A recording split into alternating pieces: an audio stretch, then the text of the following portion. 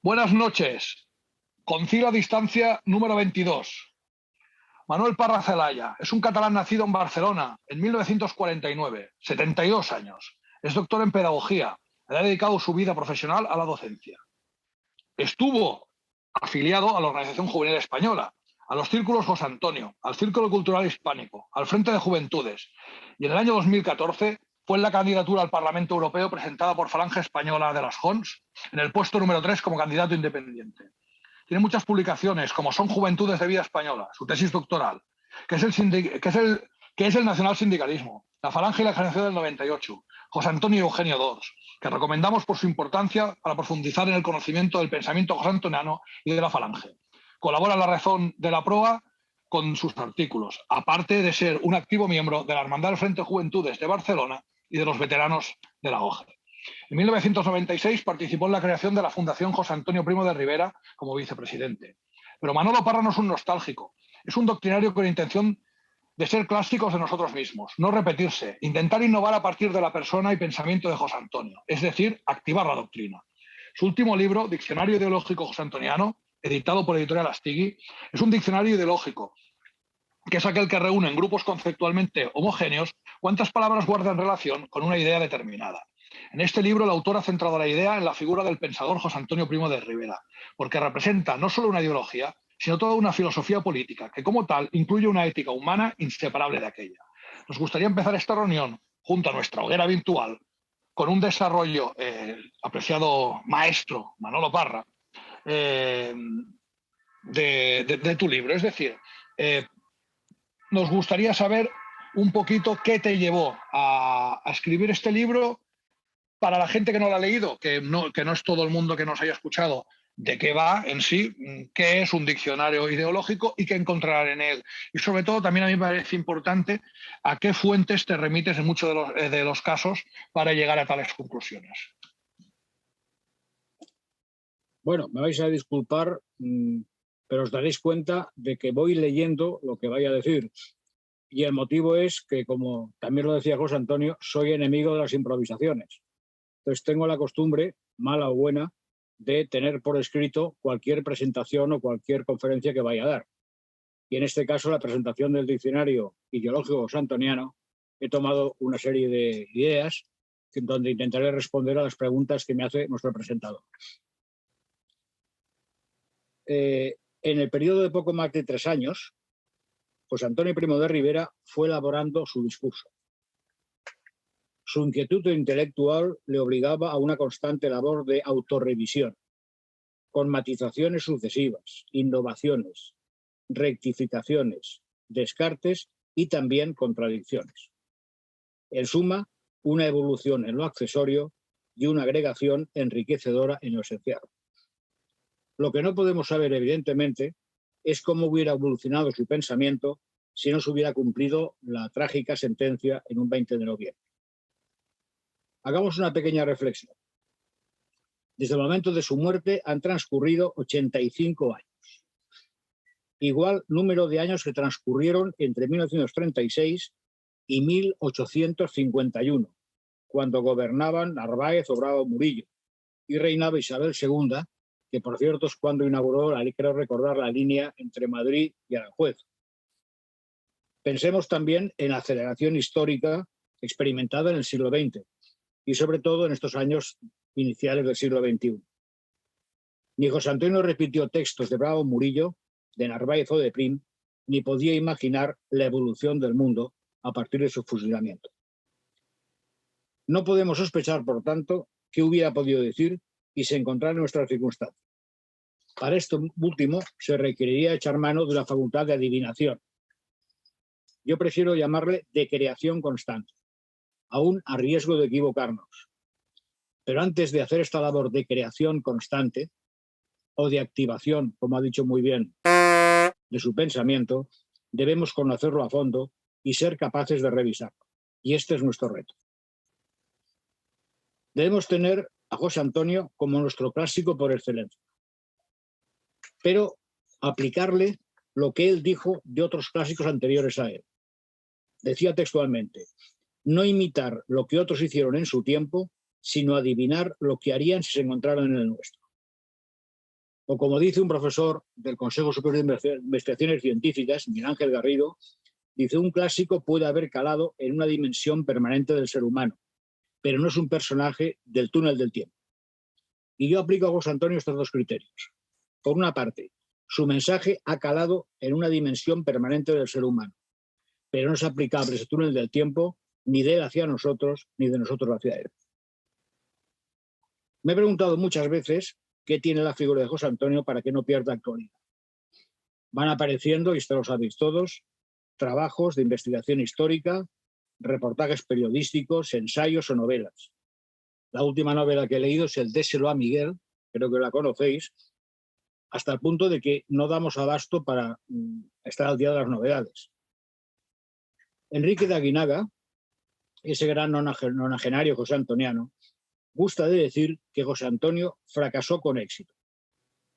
El fracaso evidente es que no se llevaron a cabo sus ideas, y el éxito estriba en que a los 85 años de su muerte sigue despertando interés, y no solamente en España, sino en el resto de Europa y en Hispanoamérica. Y este interés no es solo de estudiosos, sino de muchos jóvenes que posiblemente, o si queréis, como un influencer para su y a la vez es peligroso. Uno de los problemas que ha tenido José Antonio en esta popularidad ha sido su conversión en mito. Esta conversión en mito ha ocultado no solo la profundidad de su pensamiento, sino su dimensión humana, con sus virtudes, sus defectos, sus aciertos y sus equivocaciones. Colocarlo en una hornacina de mármol, convertirlo en estatua, ha resultado en ocasiones mucho peor que descalificarlo. Repetir de forma mostrenca algunas frases sueltas suyas, intentar convertir sus textos en un Talmud, en una Biblia, equivale a hacerlo inservible en nuestros días. Dejarlo depositado en un museo para que lo admiren los turistas es peor que discutirlo o silenciarlo. Y precisamente en algunos ámbitos juveniles, y a veces no tan juveniles, se usa mucho de un José Antonio marmóreo, resumido al uso de unos símbolos externos o a unos tópicos descontextualizados. En una palabra, existe una verdadera desorientación o desconocimiento profundo sobre cuáles eran sus intenciones para España y para el ser humano. Por esto consideré que hacía falta un diccionario ideológico. Este es el motivo. Por otra parte, uno de los vicios nacionales sabemos que es la falta de la lectura. No basta aunque estén en circulación unas obras completas, los 2 tomos que editó en su día Plataforma 2003, y este diccionario intenta no suplirlas ni muchísimo menos, sino aclarar textos e ir a lo esencial, de una forma resumida. Ya veis que el libro no tiene una gran extensión, precisamente para que se pueda leer de una manera cómoda. De este modo, en el acontecer actual, lo josé antoniano o falangista se confunde con actitudes o ideas reñidas con el estilo que José Antonio exigía a sus seguidores, o hacia posturas políticas contradictorias con su pensamiento, o que transcurren por senderos divergentes de sus propósitos reales. Esto no quiere decir que no debamos estar atentos a los signos de los tiempos. Hay que estudiar, reflexionar, incluso asimilar aportaciones de nuevos pensadores. Debemos vivir intensamente nuestra época y sus problemas y no quedar anclados en la historia. Pero esa atención, estudio, reflexión y asimilación debe hacerse sin perder de vista unos fundamentos en José Antonio Primo de Rivera. A estos fundamentos no podemos renunciar, salvo que queramos ser otra cosa, ir por otros caminos no josé antonianos. A mí me ha gustado mucho siempre aquella frase que dijo Dionisio Ridruejo. Una vez dijo: hay que vivir en José Antonio y no vivir de José Antonio. Como en todo hecho histórico, entre los elementos se compone una ideología, si se quiere mejor, una cosmovisión, y ya he discutido a veces con el amigo Miguel Ángel la palabra ideología. Hay algunos que fueron secundarios, accidentales y contingentes, porque correspondían a una determinada circunstancia. Habrá que analizar los elementos esenciales del pensamiento josé antoniano. De nada sirve, por ejemplo, intentar dar visos de actualidad a las propuestas concretas elaborados para los años 30 del siglo pasado. yo me pregunto a veces, ¿es posible hoy una estructuración sindicalista del Estado con los sindicatos que tenemos? ¿Es posible una nacionalización de servicios de crédito? ¿Son aplicables los análisis de la reforma agraria para la España vaciada actual? Todo esto conviene meditarlo, pero no podemos dejar de estar atentos a un hecho importante: no tergiversar su discurso e intentar vincularlo a corrientes en cuya base no se contemplan los mismos fundamentos que en José Antonio y cuyas orientaciones van por distintos itinerarios que el suyo. De este modo se me ocurren algunas tentaciones en las que suelen caer algunos de los que han adoptado el mito de José Antonio casi como una idolatría y no, en realidad, lo que fue y lo que quiso. Una de estas tentaciones es dejar aparcado a José Antonio en la vocación histórica del antiguo régimen. Esta identificación con una determinada situación política representa su tergiversación, además de introducirlo en una vía muerta y oculto bajo una losa mucho más pesada que la que hoy por hoy todavía cubre sus restos en el Valle de los Caicos. José Antonio no vivió aquella circunstancia, me refiero a la época del régimen de Franco, ni para bien ni para mal. No puede ser responsable, por tanto, de lo que se hizo de acertado o de erróneo. Algunos de sus seguidores, evidentemente, intentaron llevar a la práctica lo que entendieron que emanaba de su doctrina, pero cualquier juicio histórico debe basarse en lo que él realizó y dijo en su vida. Otra tentación es buscar una identificación forzada con los llamados movimientos identitarios o populistas de hoy. ¿Qué son estos movimientos? Para resumirlo, diría que van surgiendo en toda Europa como reacción a la idea de la aldea global. Podemos estar de acuerdo en muchas cosas con esta crítica hacia la aldea global. No obstante, su base, lo que llaman identidades nacionales, considero que es ese nacionalismo que José Antonio calificó como individualismo de los pueblos. Esas tendencias se sustentan en el supuesto Volgeis, en el espíritu del pueblo, localizado en un territorio, en una etnia o en unas costumbres heredadas. Por el contrario, la idea josé antoniana de una nación es la de un proyecto integrador de pueblos, razas, etnias o costumbres, que realiza una tarea común entre las demás naciones. Este papel se plasmó en España, pero ¿por qué hoy en día no puede aplicarse a una Europa unida del futuro? Y no me refiero, como es lógico, a la Unión Europea. En José Antonio encontramos las ideas claves para oponer a esa identidad nacional una esencia nacional. Yo siempre procuro distinguir estas dos ideas, identidad y esencia. La esencia española se llama universalidad. Por otra parte, estas tendencias identitarias aceptan el sistema económico establecido, mientras que José Antonio proponía su sustitución por otro más justo. En mi opinión, sin ucronías ni utopías, sigo aspirando a una revisión y transformación del sistema, en línea de una profunda justicia social, que creo que era la base de la idea de José Antonio. La tercera tentación es asimilar a José Antonio con las tendencias neofascistas existentes hoy día. Y yo supondría un error. De ese error supo librarse José Antonio, a pesar de su admiración por José Antonio y su atracción por el fascismo original.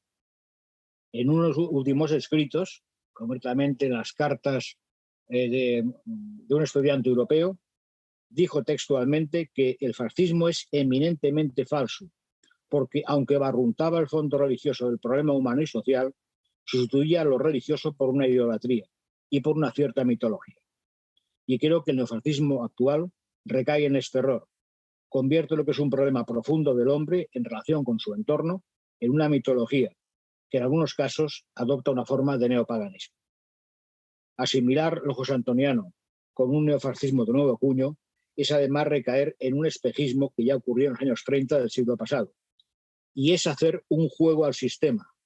El sistema, pensad que ha reinventado el fascismo para aplicarlo a todos sus oponentes. Considero, por tanto, que hay que partir de un José Antonio esencial, sin dejarnos llevar por los espejismos o las asimilaciones con otras corrientes ideológicas actuales. Y eso solamente es posible conociendo realmente qué es lo que dijo José Antonio, qué es lo que pretendía para España, en qué se basaba y cuáles fueron sus conclusiones, en qué se equivocó y en qué acertó. En todo caso, todas estas conclusiones deben tomarse como provisionales, no así los fundamentos, pues las líneas de su pensamiento quedaron truncadas con su muerte. Que esta labor de creación que decía antes nos corresponde a nosotros, los que nos consideramos José Antonio del siglo XXI. Y con el fin de contribuir a estas clarificaciones y evitar más confusionismos, se ha redactado este diccionario ideológico, en el que se ofrecen también pistas para esta tarea de adivinación y creación que hemos dicho antes. Por supuesto que estas reflexiones encontraréis en el diccionario responden a un criterio totalmente subjetivo personal, del que es muy válido discrepar, por supuesto. Finalmente, debo aclarar que este libro no es una antología de textos ni sustituye a la lectura reposada de las obras completas, sino que es una guía de conceptos. Y entonces el diccionario tiene las siguientes partes. Empieza con una contextualización. La Europa que conoció José Antonio, la España en que vivió y murió, y José Antonio y sus circunstancias. ¿Por qué esta contextualización? Pues porque posiblemente muchos de los jóvenes que puedan leer este diccionario, que puedan acudir a él, han estado en un plan de estudios donde no se conocen en profundidad estas circunstancias. La contextualización era, por tanto, imprescindible. A continuación viene una parte sinóptica donde se enumeran los conceptos que se relacionan por sus contenidos, seguidos por unos mapas conceptuales. Es decir, sigo los esquemas, por tanto, de cualquier diccionario ideológico. Y finalmente la parte analógica, que recoge por orden alfabético los conceptos y ideas de José Antonio, que, según me dijo el propio editor, conviene incluso aumentarlo. Y estoy incluso trabajando un poquito en ello para una segunda edición. Este listado, que contiene la mayor parte de las páginas, puede ser corregido y aumentado. Cuando se publicó este diccionario, agradecí pues, la colaboración de varias personas a las que sometí su lectura antes de llevarlo a la imprenta. Por ejemplo, Luis Buceta Facorro, que aparte de catedrático emérito de la Complutense, antiguo jefe central de la OGE, gran conocedor de José Antonio, intelectual de primera línea, a José Manuel Cansino, catedrático de la Universidad de Sevilla, economista por tanto, y a Francisco Caballero, que es el hombre que se ha metido a investigar en la historia. Y por supuesto, como consta en el libro, agradezco también a mi gurú particular, que es mi esposa, en la que siempre me ha asesorado no solamente en temas de informática, sino que me ha dado su consejo oportuno en muchas circunstancias. La editorial Astige de Sevilla ha apostado fuerte y ha publicado anteriormente 2 libros míos y considera que esta edición del diccionario puede ser el libro, quizá, nos dicen ellos, definitivo. Espero no morirme antes de hacer alguno más, pero en fin. Nada más prácticamente. Muchas gracias por vuestra atención. No quiero alargarme más para abrir paso a las intervenciones. Muchas gracias, Manolo. A ver, aquí yo tengo una cosita. Bueno, el libro cuando salió, pues te felicito, la verdad, ya te lo he dicho en persona, me ha parecido una maravilla. Aunque para mí el mío favorito tuyo es Entraña y Estilo. También te lo digo. A mí es un libro que me encanta. En su día incluso compré varios y los tuve regalando a gente para su cumpleaños y tal, porque creo que es algo... bueno, pero también es del estilo de este, que es cortito, conciso, entra para todo el mundo, está hecho para todo el mundo. Y aparte creo que es un libro que puede disfrutar tanto el que empieza a iniciarse como el que está iniciado. Todos le pueden sacar algo. Lo que dejabas claro y lo has dejado claro en tu exposición, es que a veces bajo el nombre de José Antonio se defiende lo mismo y a veces también lo contrario, ¿no? Sí. Y me hace mucha gracia en ese apartado cuando lo explicas, ¿no? Que dices, según Jerez Riesgo, José Antonio es un fascista, según el otro no sé qué, según el otro no sé cuántos. Y ahí hay unas controversias. El otro día que se hizo el concilio, la presentación del libro Somos lo que defendemos, el autor Iñaki Aguirre hablaba claramente de eso, ¿no? Que dices, bajo el mundo, dice, nos tenemos que empezar a aclarar un poco o que alguien haga esa faena, porque bajo la camisa azul se defienden posiciones totalmente antagónicas.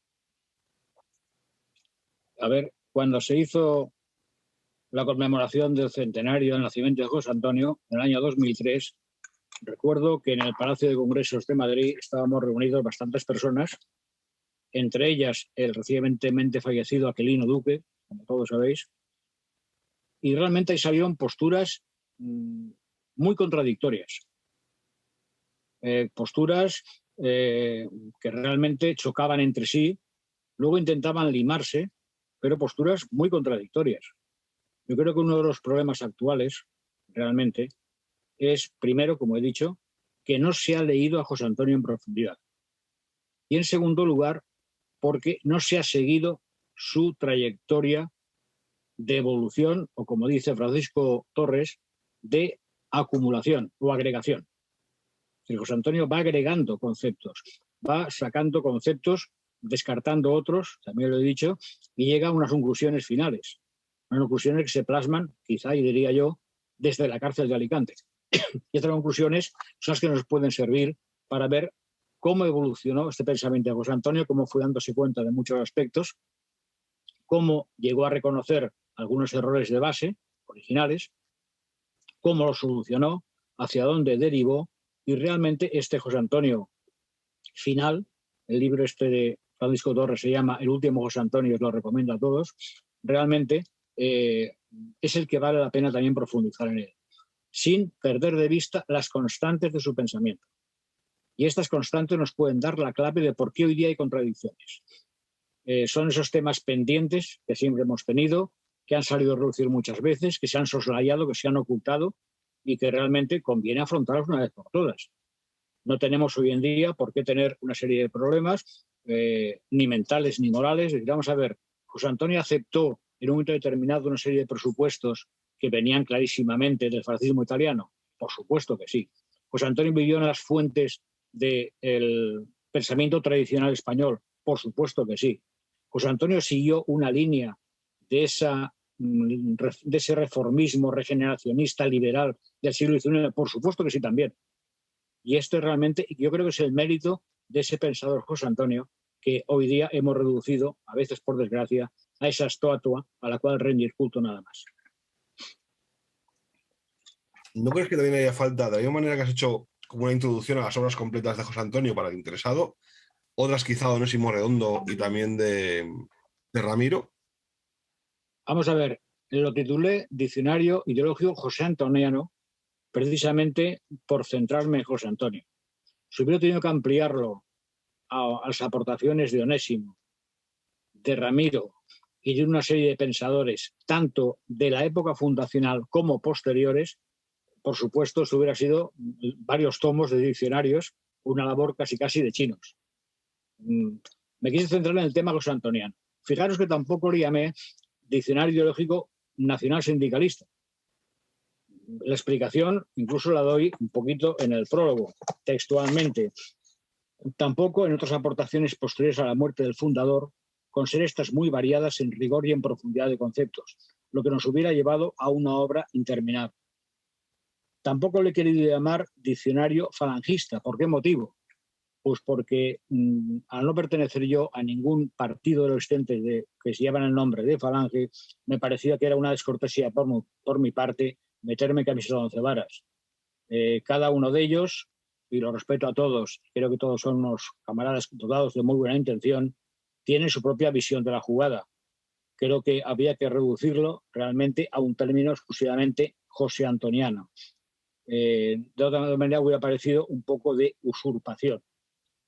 Y sobre todo porque creo que José Antonio, y esto se decía en la fundación de Plataforma 2003, pertenece a todos los españoles. Es decir, ya es una figura, aunque se la intente marginar, se la intente silenciar o menospreciar, pertenece a todos los españoles. Y cualquier ciudadano español que realmente esté dotado de esa buena intención puede considerarse como con legítimo derecho a conocer su legado histórico. José Antonio es una figura, iba a decir, universal, por lo menos fundamentalmente, de todos los españoles.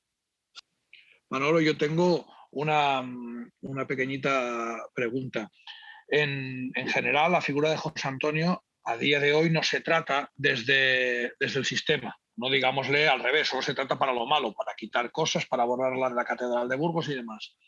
¿qué te parece una acercación a él desde el sistema? Y lo digo entre comillas, sistema entre comillas, el libro de José María Zabala. ¿Lo has leído? ¿Cuál es tu opinión de él?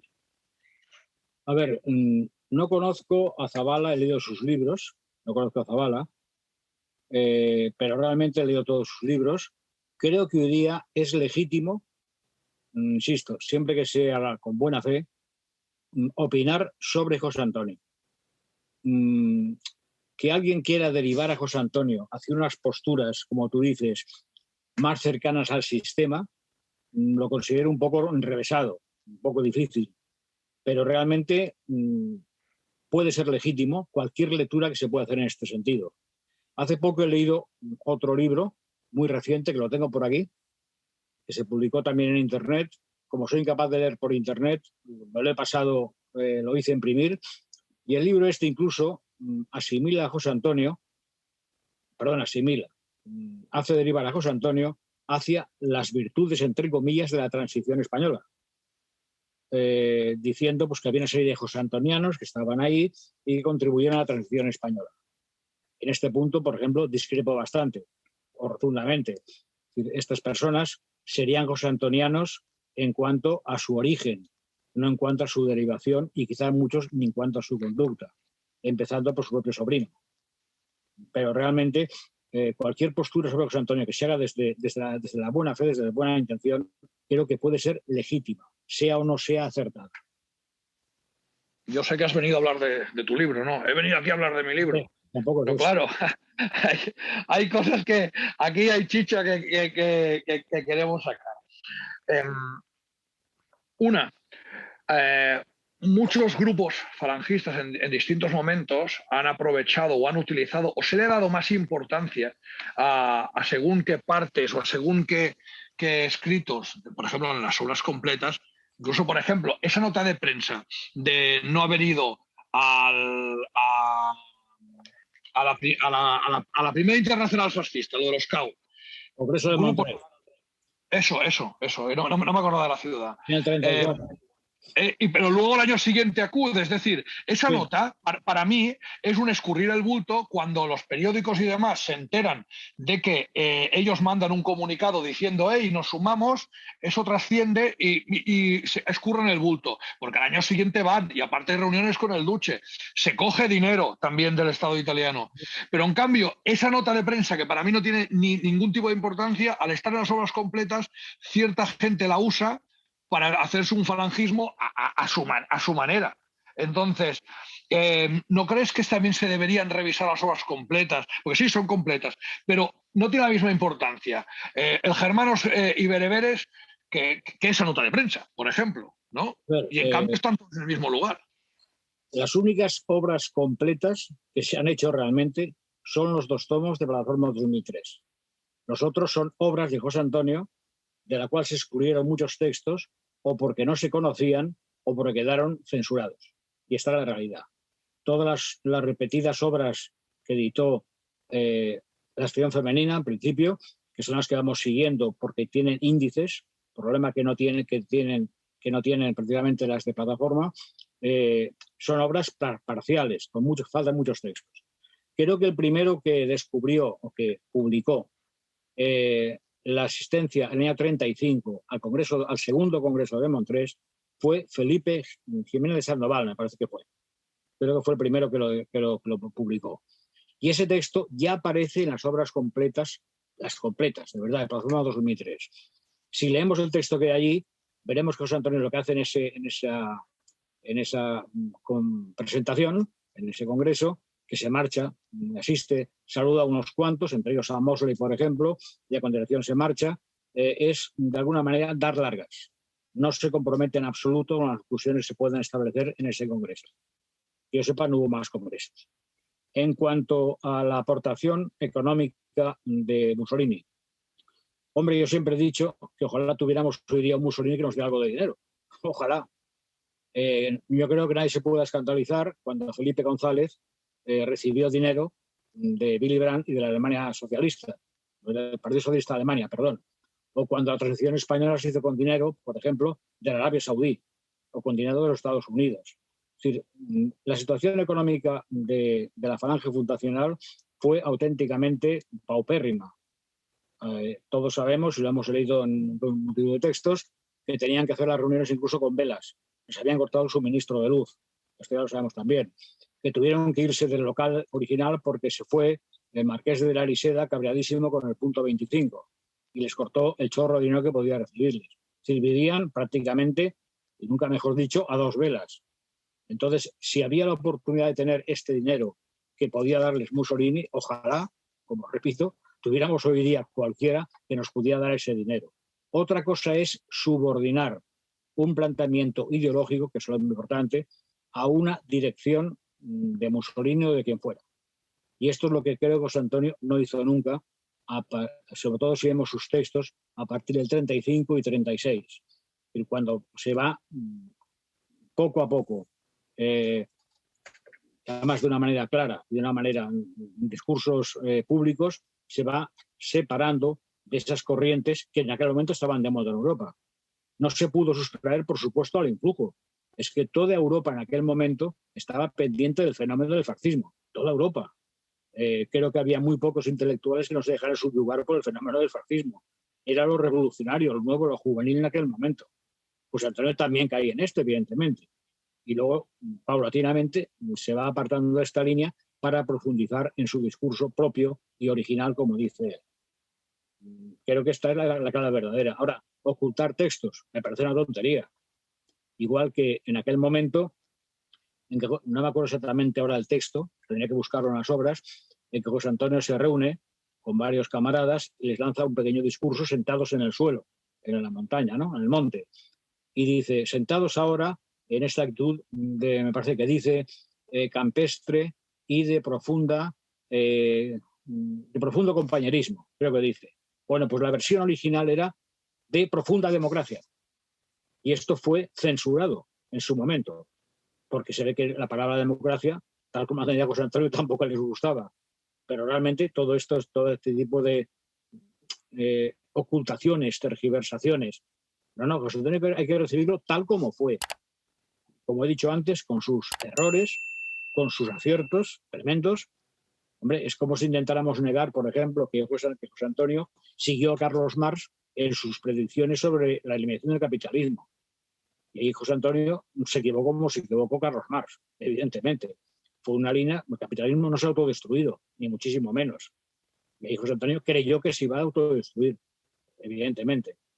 De ahí viene su propuesta, de tipo económico. Claro, evidentemente no podía prever lo que iba a ocurrir. No era un profeta, ni muchísimo menos. Entonces, hay que entender a José Antonio completo, lo que hizo, lo que dijo, dónde se equivocó y dónde acertó. Y no hay por qué ocultar absolutamente ningún texto de los que él tiene, nos guste o no nos guste actualmente. No se trata de parcializar a José Antonio para adaptarlo a las corrientes de moda de un día, ni muchísimo menos. El otro día, una persona que había comprado el diccionario me dijo, ¿pero te has fijado lo que dice José Antonio sobre el divorcio? Esto es imposible de aguantar hoy en día. Vamos a ver, José Antonio, como digo en el diccionario, desde su condición de católico y desde la época en que vivió, da unas opiniones clarísimas y añade lo siguiente, aparte de la opinión de tipo religioso, para quienes además entendemos la vida como milicia y servicio, el divorcio es una salida cobarde, porque como todas las cosas profundas y grandes, el matrimonio solo puede desenlazarse en maravilla de gloria o en el fracaso sufrido en severo silencio. Y yo añado aquí, de mi cosecha, José Antonio pone pues el listón muy alto, basado en sus convicciones de católico y también en el modo de ser de la convención del ascético y militar. Para cualquier español de hoy, quizás esas palabras han quedado en el terreno de lo ideal y no de lo esencial. Y termino diciendo, en todo caso, el tema del divorcio es hoy un problema de conciencia individual. Creo que hoy día nadie se va a plantear legislar sobre el divorcio de una manera como se planteaba en los años 30, ni muchísimo menos. Ahora nuestra postura tiene que ser una postura clara y sencilla sobre el tema, sin ocultar nada, por supuesto. O cuando José Antonio habla de la mujer, o habla de la familia. José Antonio está hablando de la familia tradicional, que era la única que realmente consideraba en España en aquel momento. ¿Qué ocurre hoy en día? Con la cantidad de, entre comillas, familias que van surgiendo. Sobre esto no se ha dicho nada. Ni pudo decir nada José Antonio. No lo sabía que iba a ocurrir esto. y tantos otros temas. José Antonio no tiene, que yo sepa, una sola palabra sobre la eutanasia o el aborto. En aquel tiempo no era un problema realmente de tipo político, que yo sepa. Bueno, creo que todo eso tenemos que estudiarlo y tratarlo hoy en día. Pero, repito, sin cortar a José Antonio en lo que dijo o en lo que hizo. José Antonio es de una época, de un momento determinado, de una circunstancia. Tenemos que intentar crear, por nuestra cuenta, y a riesgo de meter la pata, qué es lo que hubiera podido decir en la nuestra. Ahora bien, para esto solamente se puede contar con las ideas esenciales suyas y sus constantes. Y creo que esto es lo importante. El tema a lo que yo me refería más que a cortar era a dar la importancia que tiene cada texto o incluso a contextualizar lo que es una nota. Yo tocaba más que nada el tema este porque hay un cierto sector ahora casi desaparecido que se llamaban falangistas, que crearon incluso una falange antifascista basándose en eso. Por eso también digo que bajo la camisa azul se puede defender lo mismo y lo contrario, lo de más allá, lo de abajo, lo de arriba o lo de no sé dónde. Es lo que ocurrió, por ejemplo, cuando en los años 70 y 80 se hablaba de la empresa autogestionada. Y esta vez lo he discutido con camaradas que procedían de la auténtica. Dije, a ver, esto no aparece en ningún momento en los textos de José Antonio. En ningún momento. La empresa sindicalista. José Antonio jamás emplea la expresión empresa sindicalista. Jamás la emplea. Da una serie de bases de la que podemos deducir que él creía en un tipo de empresa nuevo. Bien, de acuerdo. Pero ese tipo de empresa nuevo nosotros tenemos que imaginarlo para nuestros días, no para lo que ocurría en aquel momento. Lógicamente, como tú dices muy bien, se ha dicho lo mismo y lo contrario en muchas determinadas circunstancias. Yo recuerdo, y con tristeza, la época de la transición, las diversas falanges a la greña. Y además, con unos puntos de vista, no diré enemigos a muerte, pero sí completamente contradictorios. Unos ponían el énfasis en una cosa y otros en la otra. Yo llegué a ver un cartel, una pintada supuestamente falangista que decía menos patria y más justicia. Esto es una barbaridad. Quizá tendría que decir menos hablar de la patria y más crear la justicia. Pero el menos patria y más justicia no auténtica barbaridad. Y esto también se ha dado desde el punto de vista en grupos falangistas. Hoy en día no sé cómo sigue la polémica, prefiero no seguirla a veces, solamente me quiero enterar de las buenas noticias que puedan darse en nuestros ámbitos, pero tenemos hechos recientes de que bajo la camisa azul se han hecho auténticas estupideces. Y no hace falta que me remonte a muchos días atrás. En un plano estratégico político y de cara a la articular propuesta nacional sindicalista, ¿es positivo o negativo seguir manteniendo los símbolos tradicionales falangistas? ¿Y sería menester que las formaciones que aún mantienen la denominación falangista se mantengan o mejor que se disuelvan? Bueno, esto es una cuestión también tan eterna que, vamos, desde que tengo casi uso de razón, en el aspecto político me refiero, se ha venido discutiendo. Te diré como detalle, Raúl, que en el año 65, en el campamento de Covaleda, en mi promoción de jefe de centuria, reunidos en una tienda a las 2 de la madrugada, ya se discutía el tema este. Bueno, pues mira, sinceramente, no lo sé. Yo te diré un detalle simplemente. Toda la simbología nuestra, simbología, decir nuestra, me refiero que la asumo, y por cierto tengo aquí detrás en un cajón mi camisa azul, y te diré por qué no me la, luego te explicaré por qué no me la pongo, pero en fin, no es por cuestiones de estrategia. Toda esta simbología nuestra corresponde a un momento determinado.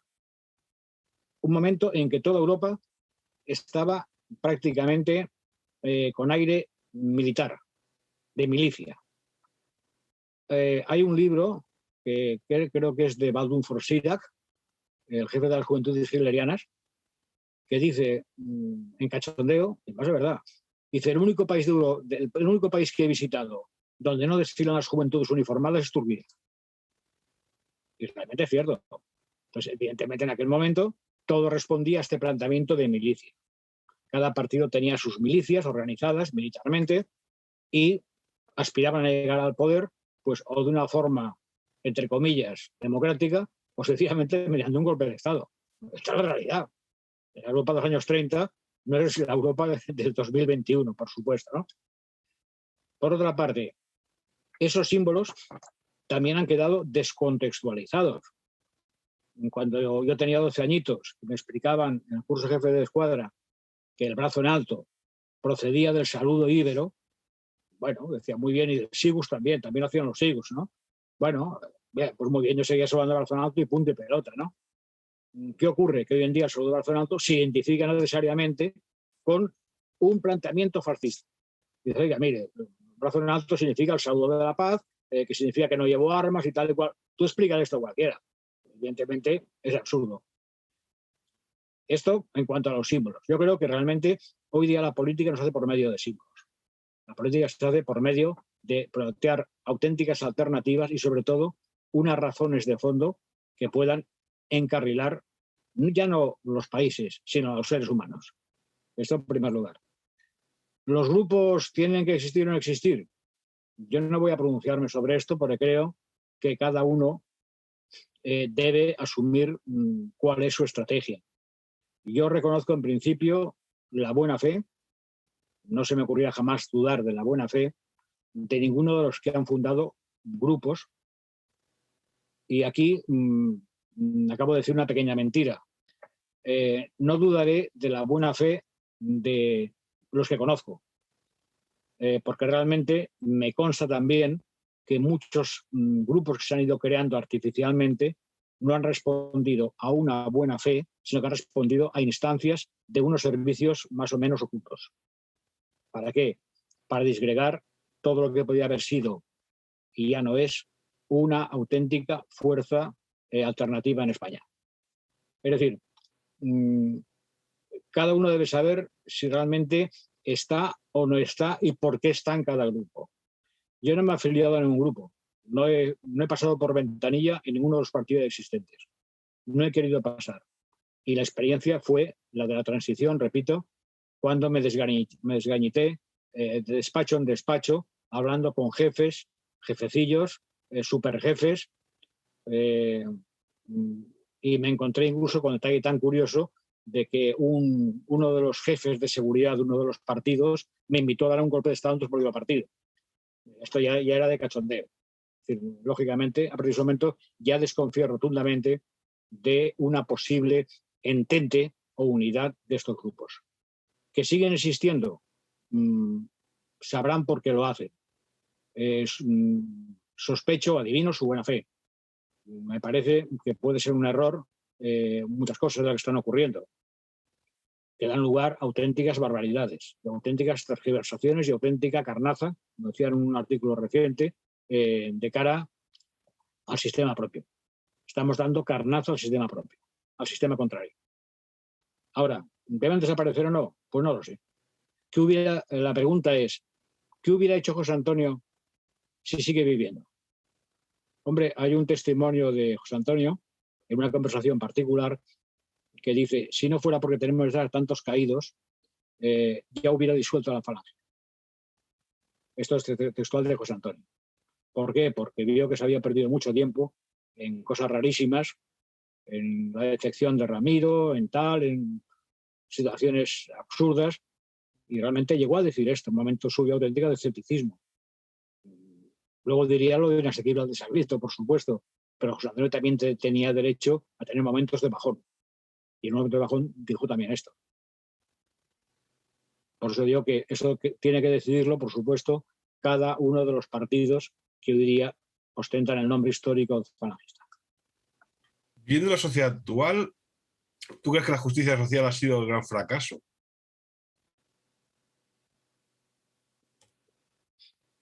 Hombre, vamos a ver. Antes decía que uno de los de una equivocación de José Antonio fue seguir las predicciones de Carlos Marx. El capitalismo sigue existiendo y seguirá existiendo. ¿Qué ha ocurrido? El capitalismo ha sido capaz de evolucionar, transformarse, adaptarse. Incluso dentro del sistema capitalista surgió el llamado estado del bienestar. Actualmente parece que el propio sistema liberal, neocapitalista, empieza ya a recortar profundamente el estado del bienestar, por supuesto. El capitalismo sigue existiendo. La pregunta clave sería, ¿es posible sustituirlo? La segunda pregunta es, y si es posible, ¿por qué? O sea, ¿por qué se puede sustituir? Antes he dicho, por ejemplo, hablamos hoy día de un sistema sindicalista. ¿Cómo se articula? ¿Con qué medios? ¿Con qué sindicatos? Yo creo que actualmente el planteamiento no es tanto ir a unas propuestas de tan largo alcance, de tanta envergadura, sino realmente ir a intentar que una sociedad que tiene mentalidad capitalista, desde el último obrero hasta el último gran empresario, cambie esta mentalidad. Lo importante es el cambio de mentalidad de cada una de las personas que forman esta sociedad. Ahora, plantearse hoy día y decir, bueno, abajo el capitalismo, muy bien, de acuerdo, estupendo, ¿qué ponemos?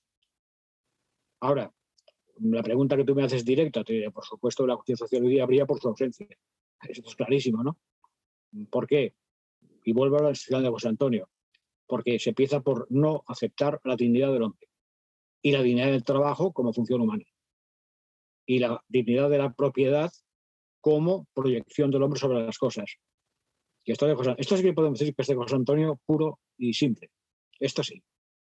Por supuesto, la sociedad actual carece de justicia social y hay que ir buscando caminos para encontrar una justicia social mucho más profunda. Eso por supuesto. ¿Qué tipo de empresa me dirás? Pues no lo sé, que no soy economista. Hoy día se habla de las empresas sociales. Bueno, he leído algunos casos, bien, se aproximan a alguna idea, de acuerdo, me parece muy positivo. ¿Cómo globalizar eso? ¿Cómo universalizar esa empresa social, entre comillas? No lo sé. Ahora, que puede ser una buena apuesta para nosotros, por supuesto que sí. De hecho, cuando se hizo el planteamiento ideológico desde la Plataforma 2003, y vuelvo a insistir porque estuve ahí de vicepresidente y discutiendo mucho con una persona a la cual quería mucho y con la cual también discutía mucho, que era Jaime Suárez, le decía, vamos a ver, él decía, no, es que no es posible salir del sistema capitalista. Decía, bueno, no es posible salir, pero hay que buscar una vía para superarlo. Por supuesto. Ahora, si tú me dices, de hoy a mañana, ¿cómo se puede? Te diré, de ninguna de las maneras. De ninguna de las maneras. Él decía, hombre, es que hoy día, ¿qué es el Estado Nacional Sindicalista o Estado Sindicalista? José Antonio no lo dejó muy claro tampoco. Tengamos en cuenta que en esos 3 años de elaboración doctrinal, 3 años escasos, apuntó unas ideas. Habló de los sindicatos que construyen, que estructuran el Estado en lo económico. Hoy en día eso es inviable. ¿Qué sindicatos? La UGT, comisiones, vamos, ellos van a vertebrar sindicalmente, pues estaríamos apañados, realmente, ¿no?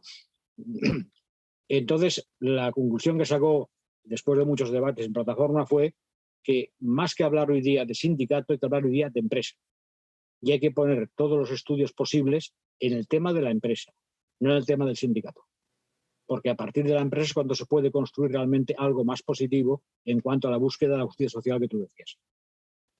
También, al hablar del libro de que hablas del diccionario José Antoniano, se da a entender que José Antonio ha sobrevivido a la falange, la ha trascendido.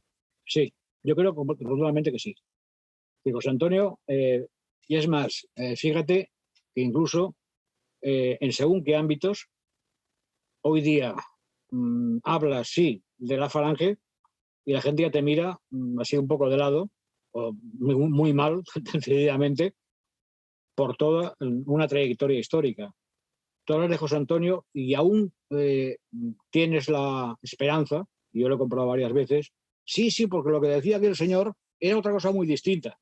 Evidentemente, José Antonio ha sobrevivido a la falange en ese aspecto, efectivamente. Y creo que hoy en día la apuesta está por realmente reivindicar lo josé antoniano como base de algo, que no sé qué puede ser, pero de algo. Mira, hay una frase, y vuelvo a la experiencia de Plataforma 2003, que se dijo en una de las últimas reuniones en el Valle de los Caídos, y la dijo, me parece que fue Guaguinaga o Suárez, no me acuerdo bien. La frase era la siguiente: hubo un hombre en España, hace poco le he puesto en un artículo, hubo un hombre en España que se llamaba Joaquín Costa, que hizo una serie de propuestas para regenerar España tal y cual. Luego salió un señor que se llamaba Ortega y Gasset, que sin mencionar mucho o nada a Joaquín Costa, sacó las ideas de Joaquín Costa y las puso como un proyecto renovador de España.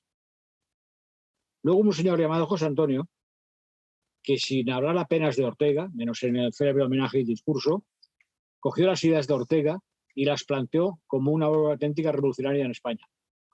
¿Por qué no puede ocurrir en España que dentro de unos años, dentro de un tiempo, haya alguien que a lo mejor, sin mencionar a José Antonio, saque las ideas de José Antonio para una tarea actual de España?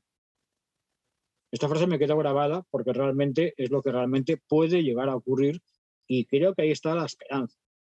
Es decir, a mí que se hable con el nombre de José Antonio, no se hable con el nombre de José Antonio, yo creo que a José Antonio le importa muy poco hoy en día. Donde está José Antonio, me imagino que se está riendo. Lo que importante es que lo fundamental de lo que dijo él, la base de todo lo que dijo él, algún día vuelva a salir en España y sea admitido, sobre todo por los sectores más jóvenes y más activos para regenerar España. Una pregunta cambiando un poco el tema, pero tú estás muy bien informado. Con relación a los restos de José Antonio del Valle de los Caídos, la familia que queda, ¿qué opinión tienen o no tienen opinión? Menos mal que no has preguntado la opinión que tengo yo de la familia. Vale, ya está, perfecto. Vale. Pregunta que si el nacionalsindicalismo es el pensamiento de José Antonio y si no hay otras aportaciones útiles al nacionalsindicalismo. A ver, la expresión nacionalsindicalismo fue un producto de aquella época, vamos a decirlo así, pero que realmente ha llegado hasta nosotros.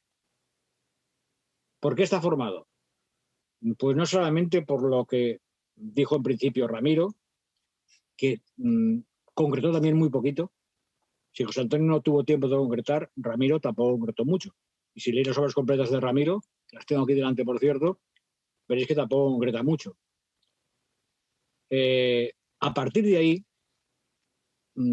pensadores posteriores han ido trabajando, opinando, debatiendo sobre lo que en principio era el nacionalsindicalismo. Y ahí también tenemos una gran cantidad de contradicciones, pero también una gran cantidad de aportaciones. Creo que aquí tengo bastantes de ellas. Estoy trabajando en la biblioteca, entonces tengo delante toda la estantería completa referida al tema este.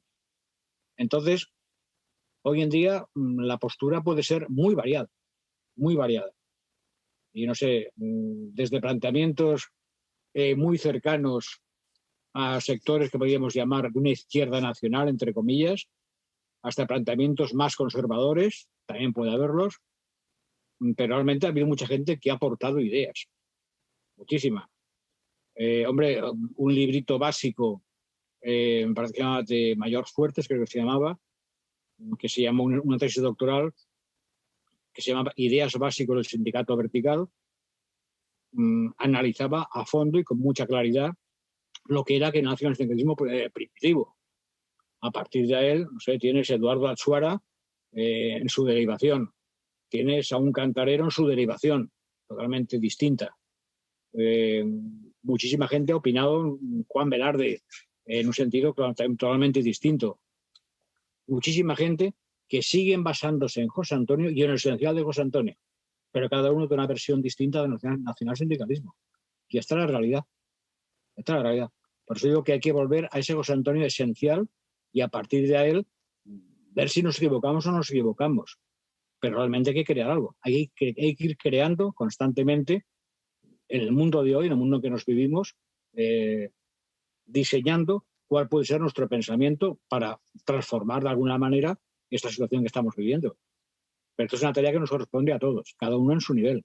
Bueno, señores, vamos apagando esta hoguera virtual. Muchísimas gracias a Manolo por haber venido a presentar su diccionario con nosotros y continuamos en nuestra trinchera para que el bien, la verdad y la belleza venzan este mundo oscuro y asqueroso. Muy buenas noches. Buenas noches a todos.